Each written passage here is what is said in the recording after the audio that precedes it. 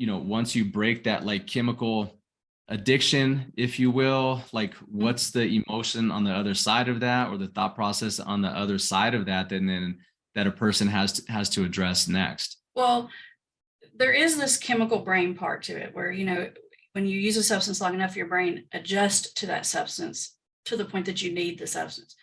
But honestly, that's the easiest part of addiction to fix. You can go to a week of Okay. detox and medically stabilize and come off of anything.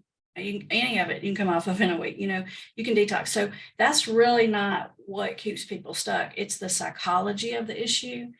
And that comes to several pieces. One piece is a lot of people, especially if it's like alcohol or marijuana, they've developed an identity around it. And as much as they Mm, don't want to give up the substance, they're scared to give up the identity. They're scared to be like the non-drinker, because they've spent years and years and years probably talking trash about people who don't drink, right? So it's like they have this identity. So that's one piece, letting the lifestyle and identity go is big, especially if it's like more of an acceptable drug, like I said, like alcohol or marijuana.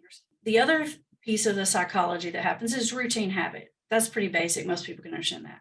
But the big piece is while you're doing all this and your life is going to trash and everyone's mad at you, you do have a lot of shame.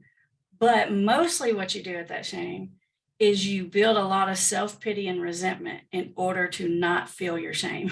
So you've got this addiction, you're doing all this shady crap, you're not acting right, you're not, you're telling lies, you're manipulating, you're hiding, you're slacking, all the stuff, and everything's coming down on you. And when things are coming down on you, any human, addicted or not, we get defensive. Well, I do that because, we, even in our own heads, even in these conversations we have in our heads, and we get mad at ourselves, and it's like, well, if you weren't under the stress, you didn't have this jerk boss or whatever, So you start developing all these justifications, whether it's I have to have it because I have this chronic pain, or, I probably wouldn't drink so much if my wife wasn't such crazy, what, you build this huge ball of self-pity and resentment.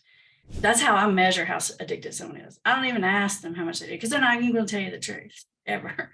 But I listen I to see. them, how much like irrational resentment and stuff, because they're just so angry at the world. And some of that is because of the chemical processes. It does make you more anxious and irritable, but your life is crappy and everyone's on you and you're just defending yourself against the world. And so Yeah. Wow. you get stuck in that thinking. And if you don't fix that thinking, you're going to go back because that's the fuel for the addiction. Because otherwise you wouldn't continue to do this behavior that doesn't fit with your insides. You'd stop. So in order to be able to continue to do that, you've justified it 1,000 million times. You've minimized it. And that's almost like automatic. By the time people see me, that's really entrenched as much as the substance. And, when you have a hard day at work or you feel sorry for yourself, or if you have to work 14 hours, then you start telling yourself again, like, well, I need it. And so if we don't get rid of that, you're going to relapse. So that's a lot of the psychology and the counseling part of it.